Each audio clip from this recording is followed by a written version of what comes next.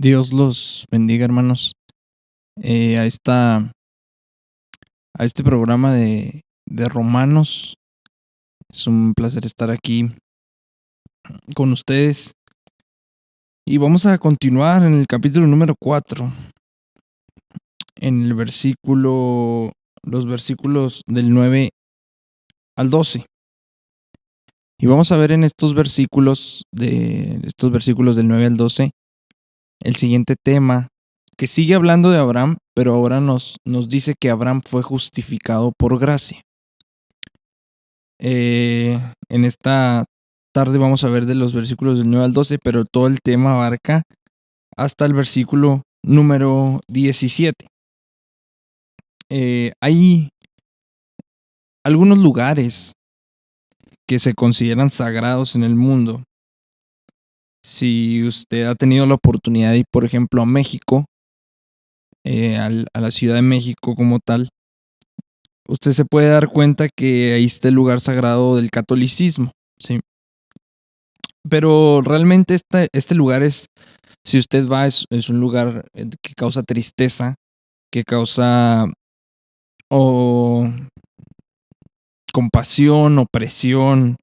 Es algo fuerte el santuario de Guadalupe en la Ciudad de México, y está construido supuestamente sobre un lugar donde María se apareció en una ocasión. Y entonces la gente va ahí con la esperanza de que María, la que se apareció en alguna ocasión, pueda interceder por estas personas ante Jesucristo. Y cada año, el 12 de diciembre, lo sabemos bien, hay millones de gentes, millones de peregrinos que se arrastran y sus manos y sus rodillas pues terminan lastimadas a lo largo de 400 metros, 1 kilómetro, y hay diferentes distancias que se recorren descalzos, arrastrándose en cuclillas. Y después de eso, entonces entran a la basílica y encienden velas. Y cada una de esas velas es por una persona, un pariente, un amigo, a favor del cual la persona fue a pedirle que María Guadalupe interceda por ellos en esa intención. Muchas veces es de reducir la permanencia en el purgatorio, ¿sí? Esto es en nuestra cultura como tal, pero si nos vamos a la India, hay un evento que se llama Mahakumbh Mela. Este evento se celebra cada 12 años aproximadamente en un lugar donde confluyen el río Ganga y el río Yamuna. Y se le denomina a este lugar como las aguas legendarias del Sangam. Ellos dicen que este es el acontecimiento religioso más importante, y por la cantidad de personas que asisten a este evento religioso, pues realmente es uno de los más concurridos del mundo entero. Y a pesar del viaje complicado, porque es un viaje pues bastante complejo, se hacen gastos, eh, mucha gente viaja de todas partes del mundo. El agua cuentan que es muy fría, pero la gente es fiel a esta celebración. Durante un tiempo se dejan de lado las diferencias de casta, de clase económica, mientras están en el festival. Y este festival es dirigido por un grupo de hombres que son penitentes, que se medio desnudan y que conducen una procesión. Pues son millones y millones de gentes, millones de peregrinos que se reúnen en ese lugar para descender a las aguas.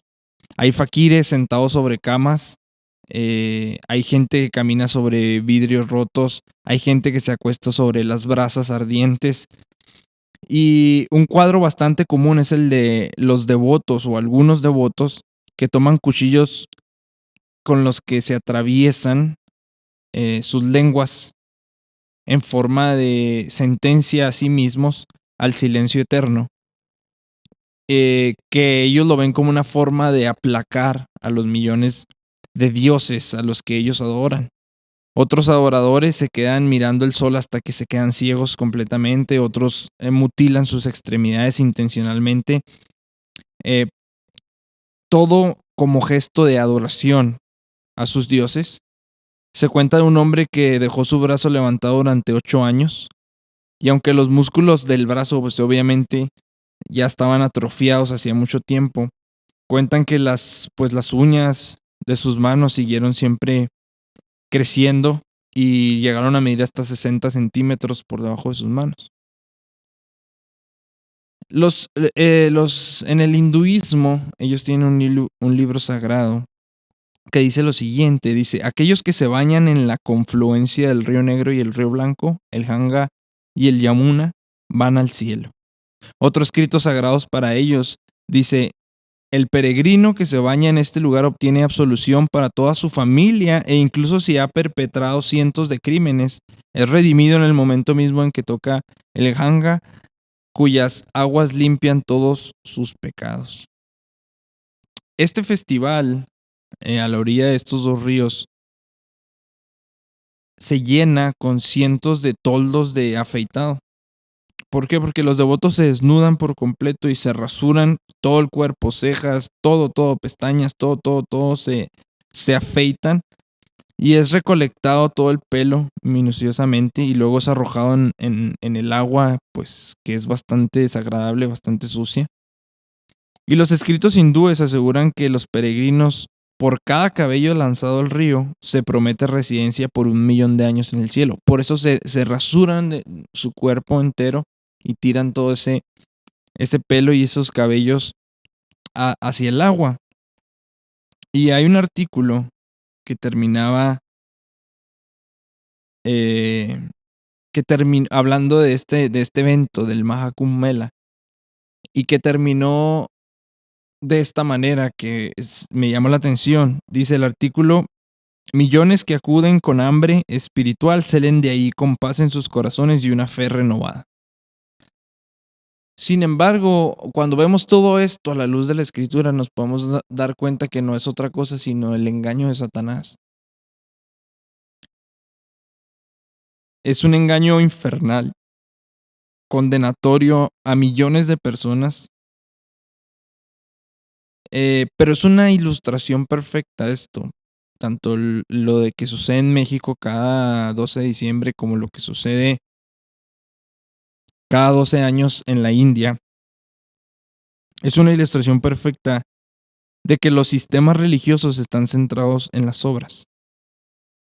Obviamente Satanás está detrás de todo esto, pero todos los sistemas religiosos buscan convencer a las personas de que pueden ser hechas justas delante de Dios y de poder garantizar de alguna manera un lugar en el cielo si realizan ciertos ritos, ciertas ceremonias. Obviamente ya hay unas religiones mucho más sofisticadas, humanamente más atractivas que otras, pero todas comparten esa común creencia falsa en que la justicia se gana por medio de las obras. De una forma, de otra forma, ayudando, mutilando, haciéndose daño, de alguna u otra forma se enseña eso. Y el hombre natural cree por instinto que de alguna manera él puede hacerse a sí mismo justo delante de Dios, por medio de sus propios esfuerzos, por medio de su propio daño, por medio de su propio dinero, al dar, al ayudar, etcétera, etcétera. Sin embargo, Pablo continúa en estos versículos el mismo ataque.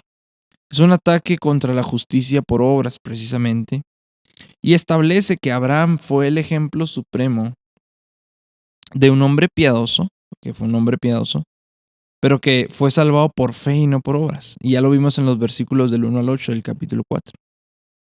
Y Pablo continúa en estos de los versículos del 9 al 17 a establecer el hecho de que Abraham fue salvado a través de la gracia de Dios, no por haber sido circuncidado o por guardar la ley. Y el argumento que utiliza Pablo era que si Abraham, el hombre más grande en la antigua dispensación, en el Antiguo Testamento, en el Antiguo Pacto, fue salvado por medio de la fe, por la gracia de Dios.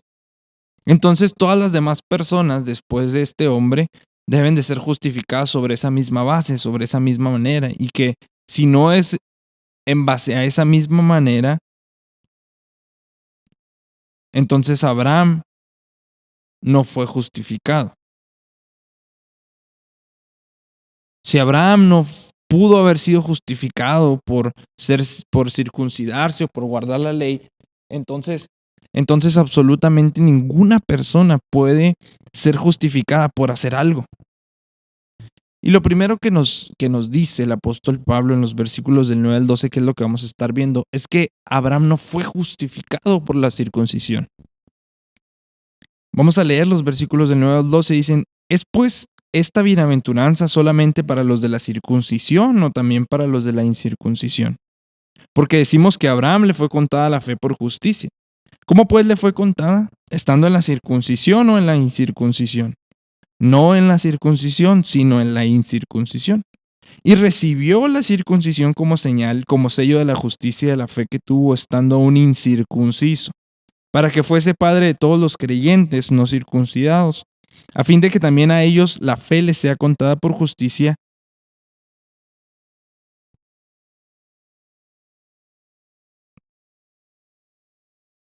y padre de la circuncisión, para los que no solamente son de la circuncisión, sino que también siguen las pisadas de la fe que tuvo nuestro padre Abraham antes de ser circuncidado.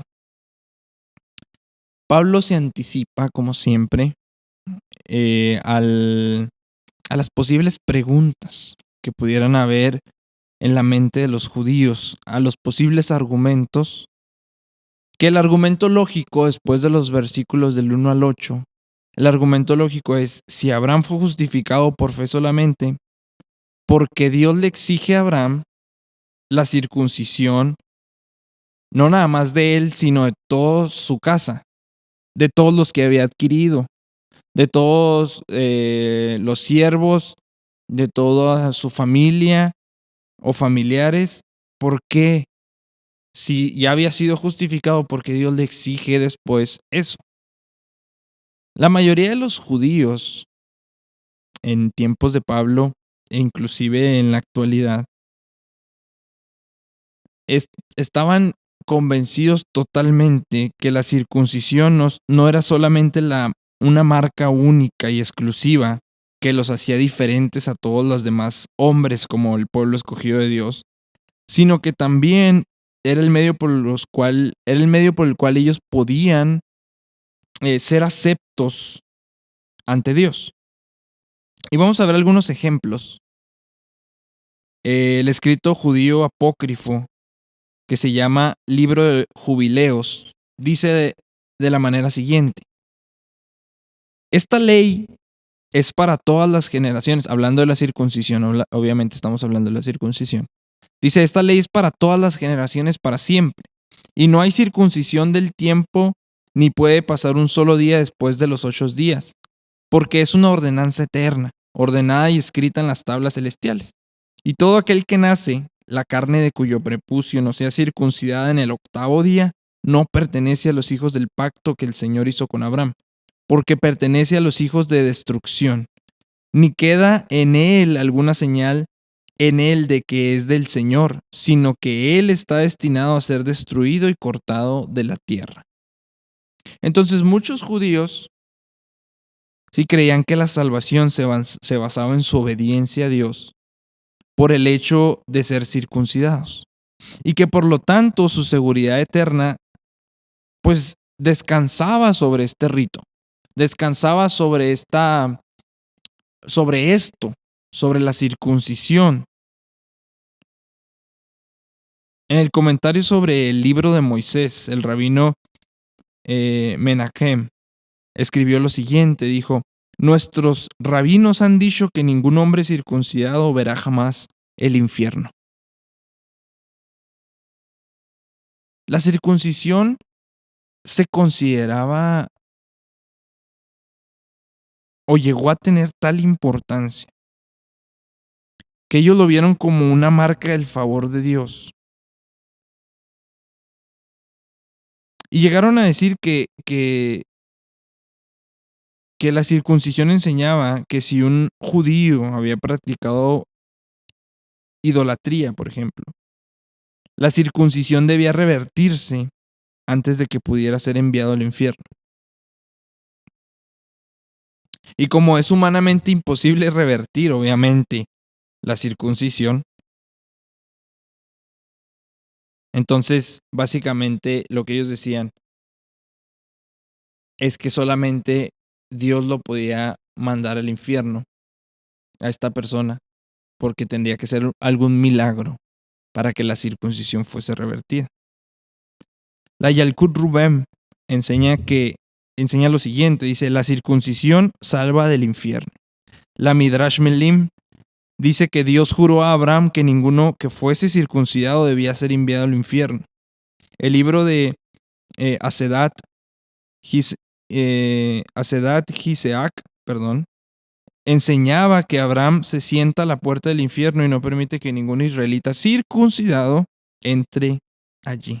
Entonces, tales creencias eran sostenidas con tanta firmeza en el judaísmo que muchas de ellas fueron introducidas al cristianismo por conversos judíos en la iglesia primitiva, los mentados judaizantes. Entonces la circuncisión y la observancia de la ley de Moisés se convirtieron en asuntos tan notorios que tuvo que convocarse un concilio, si usted lo recuerda, un concilio especial de los apóstoles, de los ancianos en Jerusalén, para arreglar este problema que estaba suscitándose dentro de la iglesia. Y la decisión fue unánime. Lo podemos leer en Hechos, usted lo puede leer en Hechos 15, del 19 al 29. Y fue expresada en una carta y fue enviada a todas las iglesias. Y concluyeron que la obediencia a los rituales mosaicos, incluyendo la circuncisión, no era necesaria para la salvación. Pablo, amados, había salido de un trasfondo judío bastante arraigado en el legalismo, y él mismo lo dice. Él dice, habiendo sido circuncidado al octavo día, hebreos en cuanto a la ley fariseo, en Filipenses 3:5. Sin embargo, el Espíritu Santo le había revelado a él específicamente, así como lo había hecho con los del concilio en Jerusalén, que ni la circuncisión, ni cualquier otra ceremonia, cualquier otro acto humano, cualquier otro esfuerzo humano, sin importar cuán divinamente hubiera sido ordenado, nada podría traer la salvación a su vida. La circuncisión nunca ha salvado, y para este entonces nunca había salvado a un judío, a ni uno solo. Y no va a poder salvar a ningún gentil. Por lo tanto, Pablo da esta enérgica advertencia a sus hermanos cristianos, especialmente a los creyentes judíos. En Filipenses 3, del 2 al 3, dice, guárdense de los perros, guárdense de los malos obreros, guárdense de los mutiladores del cuerpo, porque nosotros somos la circuncisión. ¿Quiénes? Los que en espíritu servimos a Dios y nos gloriamos en Cristo Jesús, no teniendo confianza en la carne. A la iglesia en Galacia, sabemos que este era uno de los problemas que tenía con los judaizantes, les advierte en Gálatas 5, del 1 al 4, y les dice, estén pues firmes en la libertad con que Cristo nos hizo libres, y no estén otra vez sujetos al yugo de esclavitud. He aquí yo, Pablo, os digo que si os circuncidáis, de nada os aprovechará Cristo. Y otra vez testifico a todo hombre que se circuncida, que está obligado a guardar toda la ley. De Cristo os desligasteis, los que por la ley os justificáis, de la gracia habéis caído. Entonces, una persona que confía en la circuncisión, que confía en cualquier otra ceremonia, en cualquier otra obra, está anulando, aquí no lo dice claro en Gálatas 5, está anulando la obra de Cristo. Está anulando la obra que Cristo hizo en la cruz a favor de esa persona. Cualquier persona que haga algo para salvarse se está colocando bajo la ley. Y una persona que está bajo la ley debe obedecerla con perfección absoluta, o si no, no va a poder salvarse. Y sabemos que obedecer la ley con perfección absoluta es humanamente imposible. Gálatas 5:6 dice, porque en Cristo Jesús ni la circuncisión vale algo, ni la incircuncisión, sino la fe que obra por el amor. En la región de Frigia, que bordeaba Galacia precisamente, la religión pagana predominante, o dominante, era el culto a Cibele. Y los sacerdotes cibelinos lo que hacían comúnmente era castrarse a sí mismos como un acto de devoción sacrificada. Y tal vez esa sea a lo que se refiere Pablo en Gálatas 5:12 acerca de la mutilación. Si es así, si se refiere a estos sacerdotes cibelinos, lo que Pablo está diciendo es, o lo que Pablo está sugiriendo es que si los judaizantes pensaban que el acto de la circuncisión era un acto eh, religioso tan meritorio, él les estaba diciendo, ¿por qué no superan al extremo este acto tan que lo tienen tan sublime ustedes? ¿Por qué no se automutilan como los sacerdotes cibelinos? La realidad es que los judaizantes, que son, ya sabemos que eran los que afirmaban que un cristiano, ya sea gentil o judío, tenía que guardar la ley de Moisés para ser salvo, eran una amenaza. Eran una amenaza poderosa para las iglesias y lo vemos con la iglesia en Galacia. Pablo le reitera en la última parte sus advertencias y les dice en Gálatas 6:12, todos los que quieran agradar en la carne, estos les obligan a que se circunciden, solamente para no padecer persecución a causa de la cruz de Cristo. En otras palabras, Pablo les estaba diciendo, despierten, los judaizantes son hipócritas en cuanto a la circuncisión, porque están utilizando la circuncisión como un medio para escapar de la persecución a mano de los judíos. Porque los judíos eran y lo podemos ver con el mismo apóstol Pablo, eran los que perseguían a la iglesia mayormente.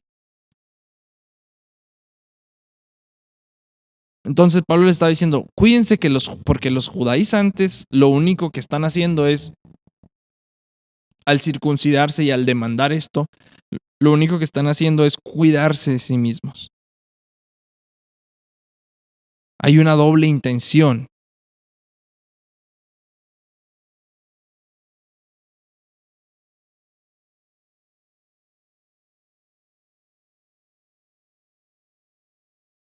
En Génesis 17, del 10 al 14, vamos a leerlo. Génesis capítulo número 17, del 10 al 14. Dice de la siguiente manera, este es mi pacto que guardaréis entre mí y vosotros y tu descendencia después de ti. Será circuncidado todo varón de entre vosotros. Circuncidaréis pues la carne de vuestro prepucio y será por señal del pacto entre mí y vosotros. Y de edad de 8 días será circuncidado todo varón entre vosotros por vuestras generaciones, el nacido en casa y el comprado por dinero o a cualquier extranjero que no fuere de tu linaje. Debe ser circuncidado el nacido en tu casa y el comprado por tu dinero, y estará mi pacto en vuestra carne por pacto perpetuo. Y el varón incircunciso, el que no hubiere sido circuncidado, el que no hubiere circuncidado la carne de su prepucio, aquella persona será cortada de su pueblo, pues ha violado mi pacto. Entonces, además de que la circuncisión ellos la tomaron como una excusa, la realidad que nos dice este pasaje de Génesis 17 es que la circuncisión realmente lo que era una marca dada por Dios. Fue una marca dada por Dios en su pacto con Abraham y a sus descendientes los judíos. Cuando Dios hace pacto con Noé, después del diluvio, si usted recuerda, él da una señal para toda la humanidad, que es el arco iris. Y se lo da a toda la humanidad, porque el pacto que hace con Noé, no era el representante de toda la humanidad, era el único hombre con vida, él y su familia. Entonces, por eso nosotros, si vemos el arco iris cuando llueve, aunque estemos acá y aunque no seamos parte de los judíos. Sin embargo, la circuncisión por su parte, pues fue dada únicamente a los judíos, como una marca del pacto que le había dado Dios a Abraham. ¿Sí? Sin embargo, sobre este pasaje que acabamos de leer en Génesis 17, los rabinos enseñaban, y la mayoría de los judíos obviamente lo creían, que la obediencia a este rito era el medio por el cual se agradaba a Dios y además era el medio por el cual se llegaba a ser justo delante de Dios. Sin embargo, Abraham no fue hecho justo por la circuncisión, sino que cuando fue justo, se le dio la circuncisión. Y entonces Pablo empieza preguntando en los versículos 9 y 10 y dice, ¿es pues esta bienaventuranza solamente para los de la circuncisión o también para los de la incircuncisión? ¿Cuál bienaventuranza? La que dice en los versículos anteriores, la bienaventuranza de aquel hombre a quien Dios no le toma en cuenta sus pecados. Y dice en el versículo que sigue, dice, porque decimos que a Abraham le fue contada la fe por justicia. Y hace otra pregunta, ¿cómo pues le fue contada? ¿Estando en la circuncisión o en la incircuncisión? La relevancia de este pasaje, de estos dos versículos, amados, la importancia. Porque uno podría decir, pues está hablando de la circuncisión. Eso ya no aplica para nosotros, porque ya lo tenemos en claro. Sin embargo, en nuestros días la importancia de estos dos versículos es inmensa.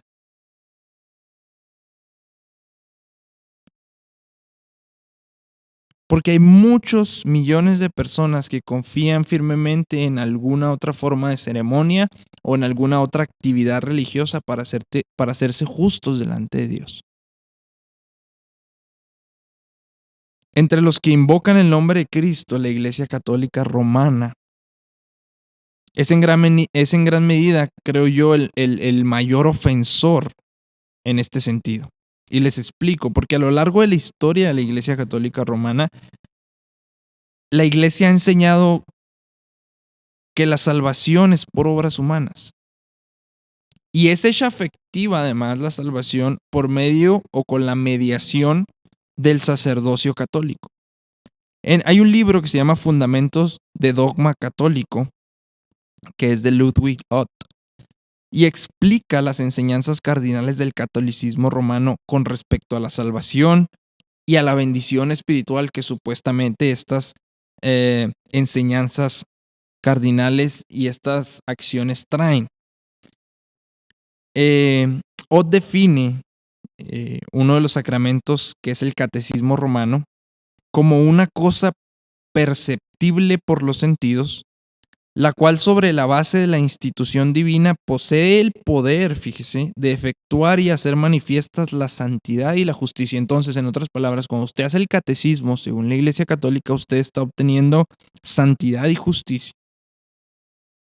Además, él sigue diciendo que los sacramentos confieren gracia de inmediato, no importa si la persona cree o no, porque dice sin la mediación de la fe de una persona.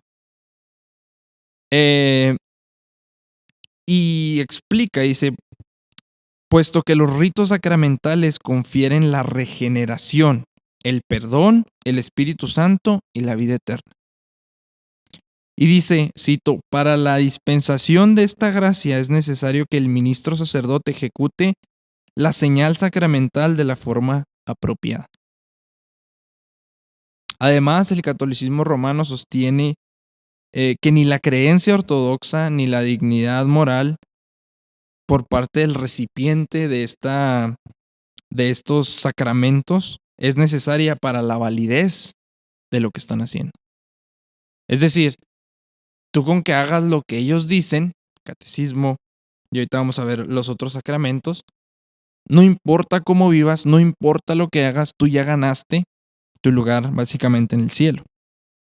A mediados del siglo XVI, más o menos, el Concilio de Trento hizo una afirmación, emitió una afirmación que decía lo siguiente: si alguno niega que por la gracia de nuestro Señor Jesucristo, fíjese, la cual es conferida por el bautismo, o sea, ellos dicen que la gracia de nuestro Señor Jesucristo es dada a través del bautismo, dice, queda remitida la culpa del pecado original, o llega incluso a aseverar que el pecado no es quitado en todo lo que se refiere a su naturaleza verdadera y propia, sea anatema, sea maldito. Citando partes del libro escrito apócrifo que se llama Carta de Bernabé, este mismo autor, Ott, dice que los católicos creen que nosotros descendemos al agua del bautismo inmundos y llenos de pecados y salimos de ella dando como fruto en nuestros corazones el temor de Dios y nuestra esperanza espiritual en Jesús. Hágame el favor, o sea, cuando usted se bautiza, usted sale con el temor de Dios y además del temor de Dios, con una esperanza espiritual en Jesús.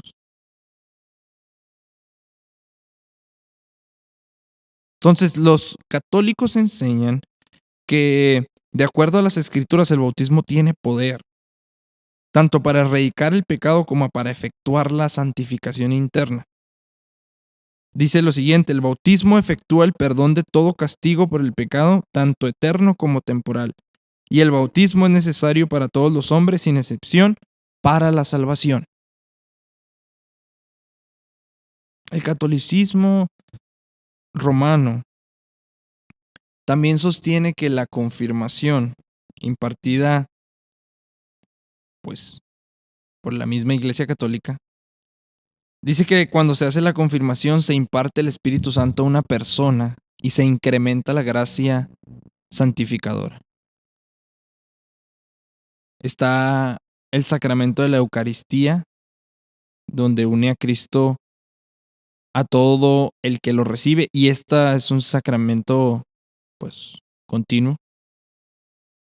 Dice que como alimento espiritual la misa preserva y acrecienta la vida sobrenatural del alma.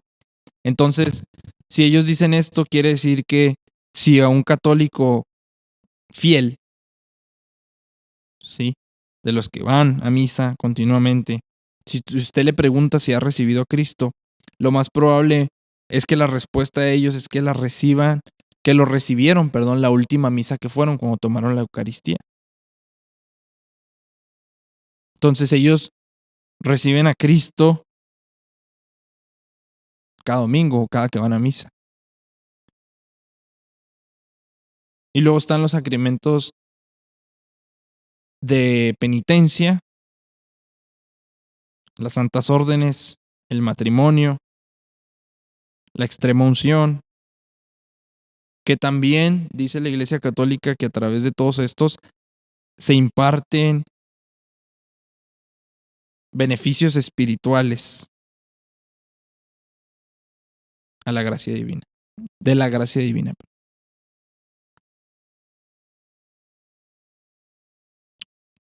Esos son los católicos. Es la enseñanza errónea. Y la importancia de estos dos versículos, que no hay absolutamente nada que podamos hacer nosotros para ser salvos, para ser justificados.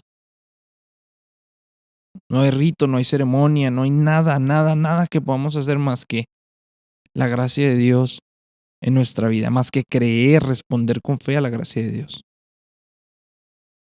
Sin embargo, ellos no son los únicos que tienen esta enseñanza errónea. Los protestantes también tienen su enseñanza errónea. Algunos grupos se aferran a doctrinas similares y dicen que el bautismo introduce a una persona al nuevo pacto. No importa la fe, no importa el conocimiento. El bautismo es el que introduce, el que se encarga de introducir al creyente al nuevo pacto. Entonces el bautismo de un infante para este tipo de personas se vuelve tan válido como el bautismo de un adulto maduro que profesa tener fe.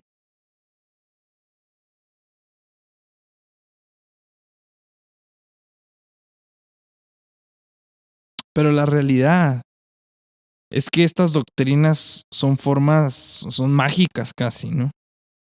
En las que, ¿por qué digo que son mágicas? Porque ni el recipiente ni la fuente del resultado necesitan una participación consciente del ritual. O sea, nomás con que te pares ahí y quién sabe qué hicieron, pero yo ya soy santo, quién sabe qué hicieron conmigo, pero yo ya soy salvo, quién sabe, y, o sea, no se necesita nada.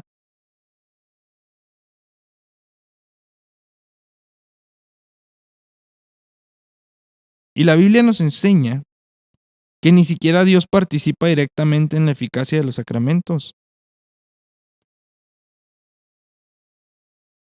porque los sacramentos operan no solamente sin que los recipientes tengan fe, sino también sin necesidad de que Dios imparta su gracia de manera directa.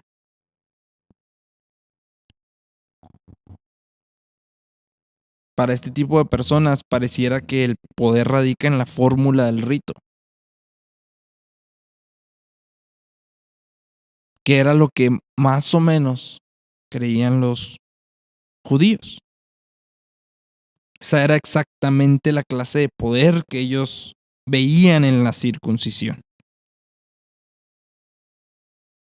Y como ellos creían que esto era cierto en cuanto a la justificación, que era a través de la circuncisión,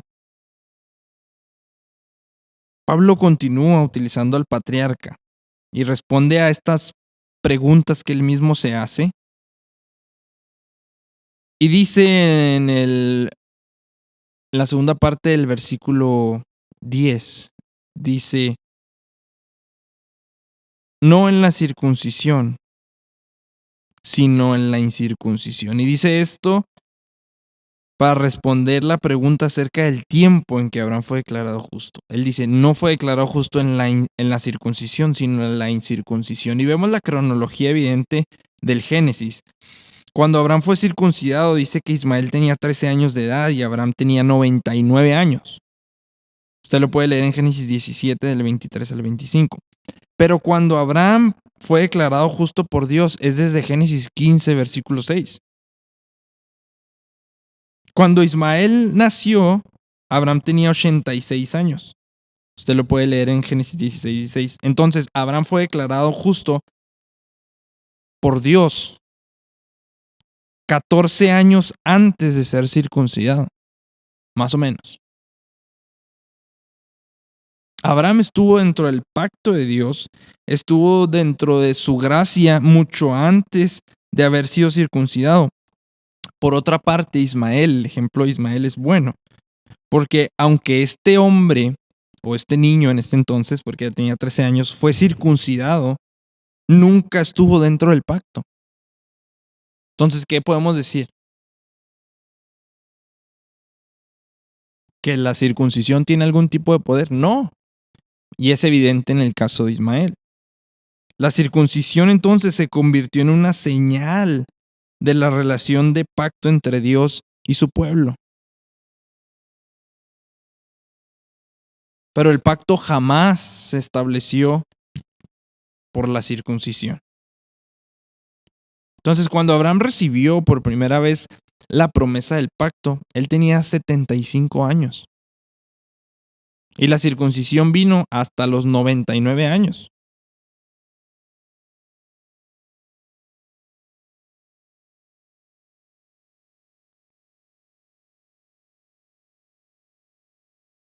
Entonces, la pregunta que sigue, naturalmente, ¿verdad? Es, ¿por qué la circuncisión? ¿Por qué hizo Dios que este rito fuera cumplido obligatoriamente para todos los descendientes de Abraham? Y Pablo lo dice, en el versículo 11 dice, primero que todo, como una señal. Abraham recibió la circuncisión, dice, como señal. La circuncisión, amados, fue la marca física, fue la marca racial de identidades asignada al pueblo de Dios, incluso bajo el nuevo pacto. Si usted recuerda, Pablo no tenía objeción en que un judío fuese circuncidado, siempre y cuando el acto fuese a la luz de esta realidad de que era algo físico y racial únicamente. De hecho, si usted recuerda, Pablo se encarga personalmente de circuncidar a Timoteo. Y eso que Timoteo era mitad judío, nada más. Pero con un fin de que Timoteo pudiera tener una mejor oportunidad para testificar a los judíos que vivían en la región donde había nacido y ellos y los cuales pues esos judíos lo conocían desde niño. Entonces, la circuncisión fue como señal. También la circuncisión era una marca del pacto de Dios y lo vimos ahorita. Con esta marca, los descendientes de Abraham iban a quedar apartados de manera única como el pueblo escogido, como los hebreos, como los judíos. Por ejemplo, cuando estaban en Babilonia, era lo que los distinguía, era lo que los hacía diferente. Durante el camino en el desierto alrededor del Sinaí, la circuncisión no fue realizada por aquella generación desobediente, la cual Dios permitió que se extinguiera en el mismo camino por muerte natural, antes de que pudieran entrar a la tierra prometida la nueva generación. Pero cuando Dios alista a su pueblo para entrar a la tierra, la marca de la circuncisión vuelve a ser instituida por Josué. Usted puede leerlo en Josué 5:2. Entonces era la marca del pacto de Dios también. Y la tercera razón es porque, y lo dice lo dice Pablo, en este mismo versículo 11 dice, la circuncisión cumplía con una función. ¿Cuál función? Era el sello de la justicia de la fe que Abraham tuvo cuando aún era incircunciso. ¿Qué quiere decir esto? Que cada vez que se realizara la circuncisión,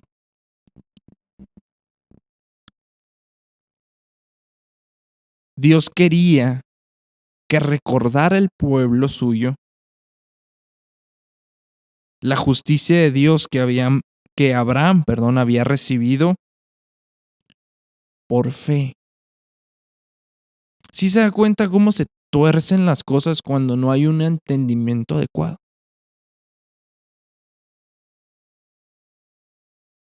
La intención de Dios es que cuando ellos se circuncidaran, supieran que Abraham fue justificado a través de la fe. Y ellos lo tomaron y dijeron, esta es la forma en la cual nosotros podemos ser justificados.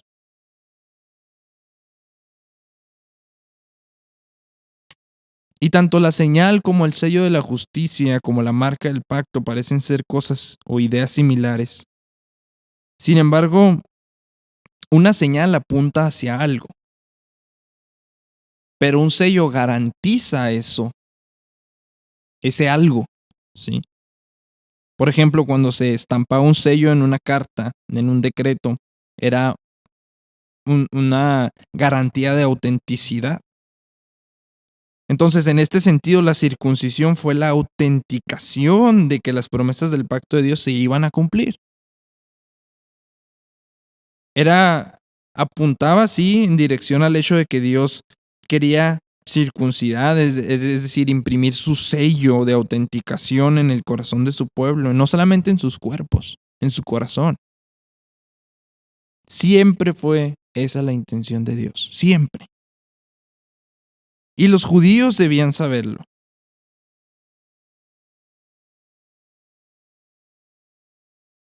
¿Por qué digo que los judíos debían saberlo? Porque Moisés lo había dicho.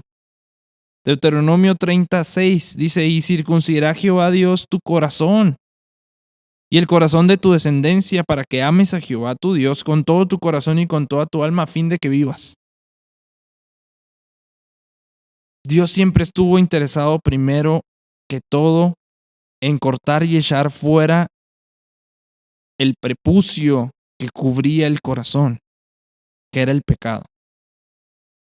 Dice Jeremías 4, del 3 al 4, dice, porque así dice Jehová a todo varón de Judá y de Jordán, harad campo para vosotros y no sembréis entre espinos, circuncidaos a Jehová y quitad el propucio de vuestro corazón, varones de Judá y moradores de Jerusalén, no sea que mi ira salga como fuego y se encienda y no haya quien la pague por la maldad de vuestras obras.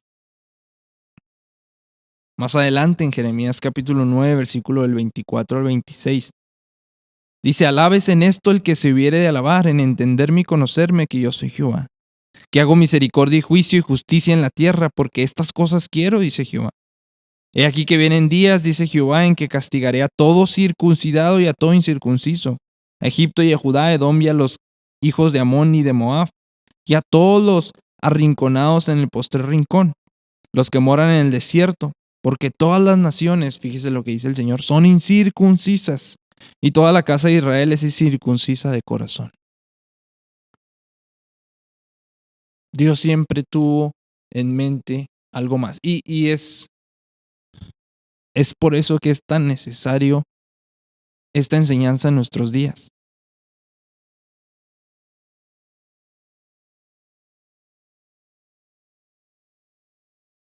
Porque a mí de nada me sirve ir a la iglesia todos los días.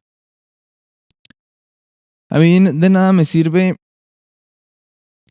estar aquí en el templo todos los días si mi corazón no está con Dios. Si yo creo que eso me va a salvar, ya me equivoqué de manera rotunda. Todo hijo varón en Israel era un testimonio de que los corazones de los hombres necesitaban la circuncisión espiritual. Y de una forma similar, porque digo que todo hijo varón, porque eran los que se circuncidaban, obviamente. Y de forma similar el bautismo, para los que ya están bautizados, ya lo saben, y los que se van a bautizar, el bautismo simboliza la muerte de un creyente y su resurrección con Cristo, ¿sí? La comunión simboliza el acto redentor que Cristo hizo a nuestro favor, ¿sí? La Santa Cena, la comunión. Pero el rito en sí mismo, tanto del bautismo como de la comunión, no tiene mérito. Los elementos del agua, del pan, del vino, no tienen poder en sí mismos.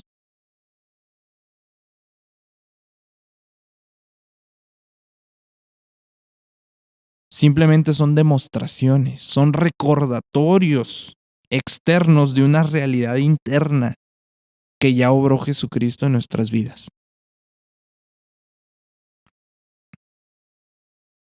Y Pablo ya lo había dicho en Romanos 2, 28 y 29, dice, pues no es judío el que lo es exteriormente, ni es la circuncisión la que se hace exteriormente en la carne, sino que es judío el que lo es en lo interior. Y la circuncisión es la del corazón, en espíritu, no en letra, la alabanza del cual no viene de los hombres, sino de Dios. Contrario a algunas de las enseñanzas de iglesias en la actualidad, el bautismo de los infantes, esto como paréntesis, no es correspondiente a la circuncisión, porque hay gente que lo cree de esta manera. Y aun si lo fuera, la circuncisión no garantiza la salvación, entonces el bautismo de los infantes no garantiza la salvación. Nunca lo hizo la circuncisión, nunca lo va a hacer el bautismo. La cena de Pascua. Este evento ha sido celebrado por los judíos durante 3 milenios y medio más o menos. Y ellos nunca la han considerado como un medio para obtener la libertad. Porque la libertad ya la obtuvieron, perdón. Es un simbolismo, es un recordatorio de la libertad gloriosa con que las libertó Dios de Egipto. Es un símbolo, como lo es la circuncisión de manera individual, porque la Pascua es de manera nacional, la circuncisión es de manera individual, o debería ser. Para nosotros los creyentes, la Santa Cena es el símbolo en comunidad, colectivo, como iglesia, corporativo de nuestra relación con Cristo.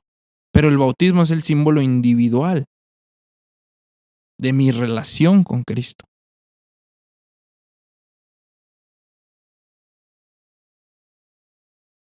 Entonces, Abraham recibió la circuncisión después de haber sido contado como justo. ¿Con qué propósito? Dicen los versículos, la segunda parte del 11 y el 12 dice, para que fuese padre de todos los creyentes no circuncidados, a fin de que también a ellos la fe les sea contada por justicia, y padre de la circuncisión, para los que no solamente son de la circuncisión, sino que también siguen las pisadas de la fe que tuvo nuestro padre Abraham antes de ser circuncidado. ¿Qué quiere decir esto? Que en el sentido racial, Abraham es el padre de todos los judíos. En un sentido espiritual, Él es el padre de gentiles, creyentes no circuncidados, obviamente, como de judíos creyentes circuncidados. Entonces, estos dos grupos de creyentes son contados como justos por ser creyentes, por tener fe. Tanto los de la raza como los del espíritu. Y los dos siguen las pisadas de la fe que tuvo nuestro padre Abraham antes de ser circuncidado. La fe. Entonces, Abraham no fue justificado por la circuncisión. Ama, usted no, ni yo, ni nadie podemos ser justificados a través de ningún rito, a través de ningún mérito, a través de ninguna acción, de ninguna actividad, de nada. Es solamente por la gracia de Dios, a la cual nosotros respondemos con fe. No hay más, solamente eso. Dios los bendiga, amados.